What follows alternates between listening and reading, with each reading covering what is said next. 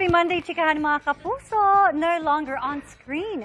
Dahil personal lang nakabonding ni Ashley Sarmiento ang kanyang mga taga-suporta. And aside from meeting the fans, may meet the family ring nangyari nang magbakasyon sila ng manliligaw at kapwa ex-housemate na si Ray Victoria sa South Korea. Makichika kay Athena Imperial.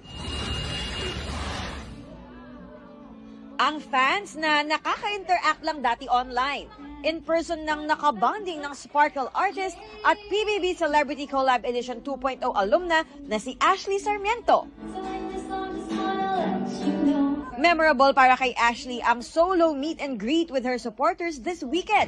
Dahil first time nilang magkasama-sama sa 14 years niyang nasa showbiz. More than anything, sobrang na-appreciate ko po yung effort po and time po nila para po makapunta po ngayon sa fan meet. Thankful din si Ashley sa fans na naniniwala sa kanyang talents at bumoto para makamit niya ang kanyang recent award as Best Supporting Actress para sa pagganap niya sa GMA drama series na Akusada. Yung Akusada po talaga and as Amber Santos, pinaghirapan ko po talaga yung role po na yun while filming. So nakakatuwa po na na-recognize po ako ng VP Choice Awards.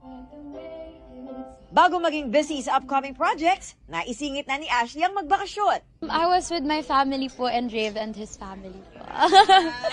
Kasama rin niya ang co-housemate na si Rave sa South Korea last month. At nakilala niya roon ang mommy at mga kapatid ng model actor. Inamin na dati ng dalawa na nasa courtship stage sila.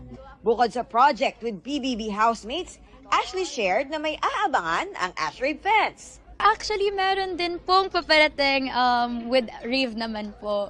Pero abangan na lang din po natin. Athena Imperial updated sa Showbiz Happenings.